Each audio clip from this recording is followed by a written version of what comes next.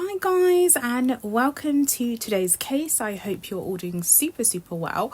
So today we're going to be talking about the case of Dr Vaishnavy Laxman. I'm just going to refer to her as Dr Laxman for this case. This case actually occurred in the UK. I am again going to put out a disclaimer for this video that we are going to be talking about an infant death in this video today. I really actually hesitate to cover this case because generally I prefer to cover lesser known cases, worldwide, sort of more cases across Asia and places like that.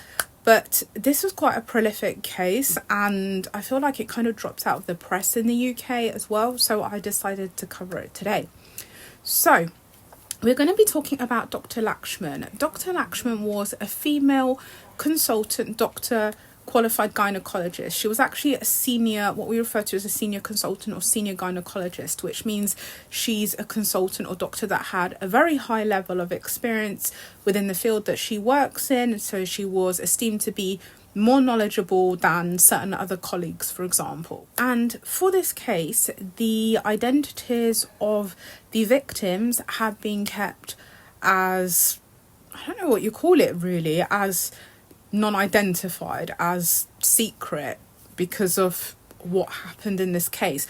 So the patient in this case, the person, one of the victims, we will refer to as patient A, and the infant in this case who is deceased we refer to as baby B. So the patient A went into labour, well, not into labour, her waters broke and she was only 25 weeks pregnant. Now normally a full-term pregnancy should be at least around maybe 39 weeks, and she was only 25 weeks pregnant. So when her waters broke, this was obviously very concerning, very serious. So she was rushed to Nine Wells Hospital, which is in Dundee, Scotland, and this is where Dr Laxman was doing a shift on that particular day. Dr Laxman had actually been at the hospital since around 8:30 in the morning that day. By the time patient A got to the hospital, it was around 2 a.m. So Dr Laxman had already been on duty for a good 17-18 hours or so, like quite, or maybe more, quite a long period of time. So you can imagine that the doctor was probably quite exhausted at this point in time. And when the patient arrived at the hospital and was in the delivery room, she was actually only 2 to 3 centimeters dilated. Now, to be able to deliver a baby naturally, you need to be much more dilated than that. We would look at maybe 10 centimeters, 11 centimeters dilated. Sorry about any noise, guys. I had to open the window because it was a little bit too warm for me. So yeah, the patient was only 2 to 3 centimeters dilated. So she was at the very early stages of what you need to be to deliver a baby naturally.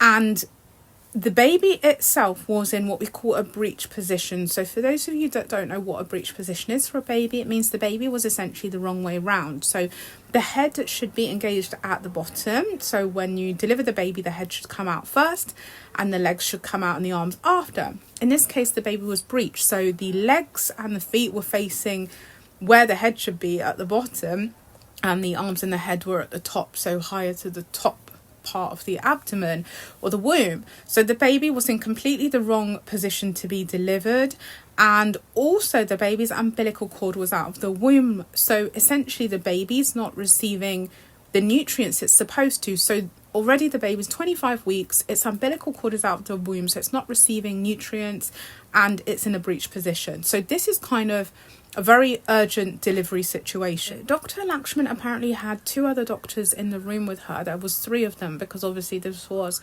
quite a kind of emergency situation, right? So they had to decide how are they going to deliver the baby and get the baby out very quickly for it to survive, right?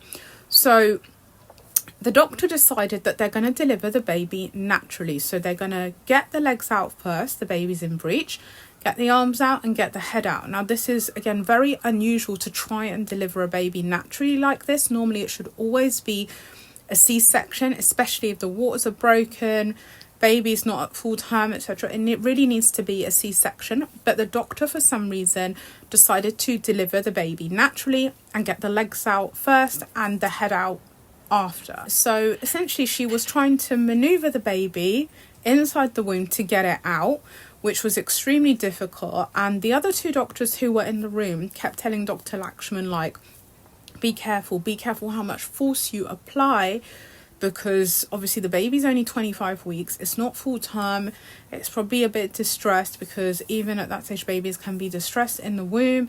The mother's probably distressed and the baby feels that distress. So the doctors were like, don't apply too much force. And one particular doctor called Dr. Bouchard, she said about 4 times in the delivery room, and she's done an interview about this, by the way, to say that she said at least 4 times, do not apply too much force when pulling on the baby to get it out. So anyway, Dr. Laxman, she didn't want to hear anything. She just wanted to do what she wanted to do. And because obviously she's a senior consultant, so she's more senior than her colleagues, they can't really override what her instruction is in regards to delivering this baby. They need to really follow what the plan is to get this baby out, and it's an emergency.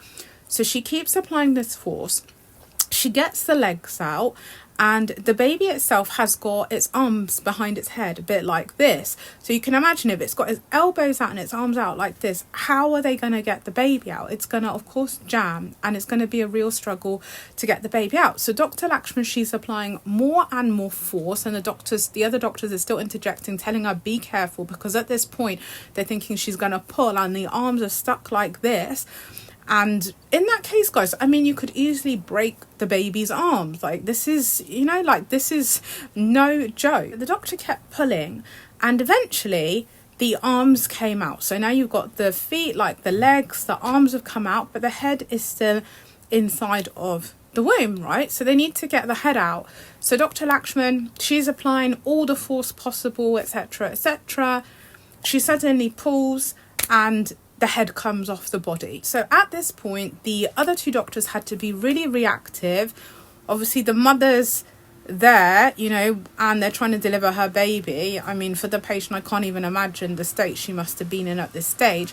So the doctors jump in. The other 2 doctors, they have to do an emergency C-section to get the head that's been decapitated off the baby's body and get it out of the mother, of the womb, via C-section, and reattach it to the baby's body. Now obviously the baby's dead because the head's come off, but they need to reattach it so at least the mother can say goodbye to her child. So they've reattached the head to the baby. The mother now has held the baby. Now I can only imagine that the mother must have been in what I can only describe as a complete state of distress. It's probably way beyond that, but obviously it wasn't a good situation whatsoever. So after this happened, the parents left the hospital, so the mother and her partner, and this was in 2014. So there was a court case, a criminal case that was filed against Dr. Laxman, specifically in regards to this, because obviously the other 2 doctors, they weren't the ones setting out the plan of how the delivery is going to take place. That was Dr. Laxman that decided how the plan to deliver the baby was going to be orchestrated and what they're going to do, and she was the one actually getting the baby out. The other doctors were kind of there to just assist, pass instruments and whatever else, right? And then they did the C-section, but she was the one who got the baby out. She was the one who decapitated the baby. And by the time this got to court, guys, it was now March 2018. So 4 years have passed before this even got to court. Can you imagine? And I can only, as I said, guys, I can only imagine the state of the mother or the father during this 4-year period where they're waiting for this doctor to be sentenced, right? And in this time, I just want to make it clear that Dr. Laxman, she was still allowed to return to work and she was still allowed to practice. Yeah, she went back to work the next day. Bearing in mind this is the UK, and the UK has such strict laws as well, has NDT medical review meetings and everything. So yeah, the case went to court in March 2018, and when it went to court, it was said that because the baby was stillborn, because it wasn't breathing when it was delivered, it was considered a stillborn baby, and as such it was not considered that it had lived. So in actual fact, that meant that the doctor had not committed any murder, and it wasn't considered that she had killed the baby. As such, she was cleared. She was exempted from any punishment or, I don't know, situation where she could have been punished by law.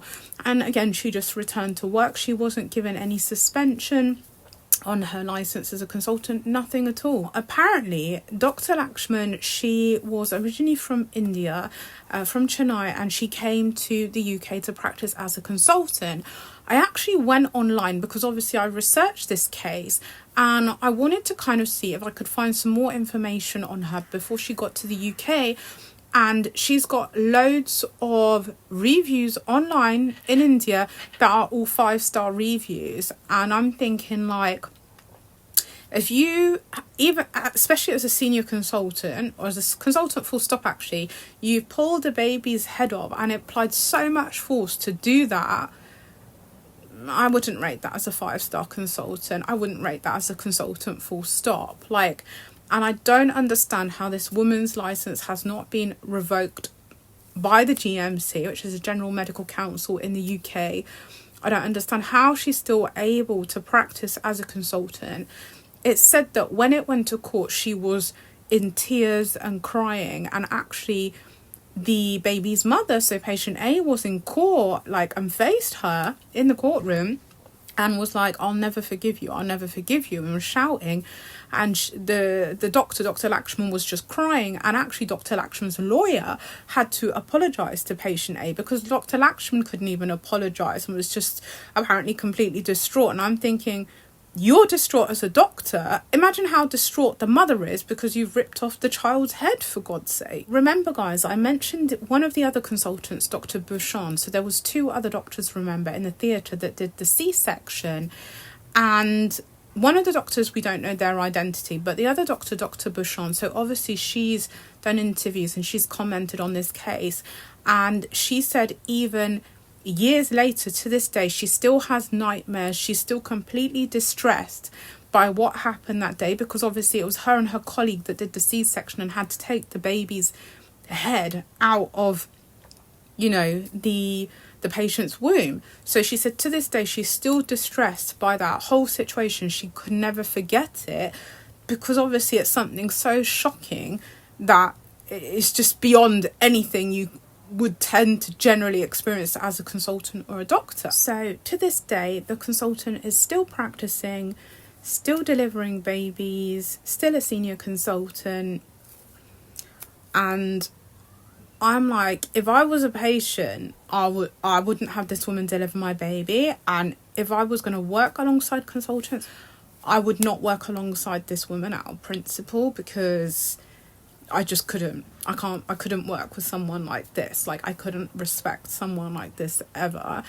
And some people have said, well, you know, the doctor, she was on a really long shift. So I said she started at 8:30 in the morning, and by the time the patient came in, it was 2 a.m. So the doctor was on nearly, you know, she'd done nearly 24 hours, which clearly is very exhausting. And by that point, even if you are extremely good at what you do as a job, you're gonna think in a less, you know, comprehensive way because you're completely exhausted. And at that point, I feel like she should have just got another doctor to come in, or let the other 2 take over, or done something else, because the fact she was potentially very exhausted, she made the wrong decisions. And irregardless of whether she was very exhausted, she could have made decisions which avoided this happening. And the first was to, you know, hand over to her colleagues to take over, because she was very exhausted. And she should have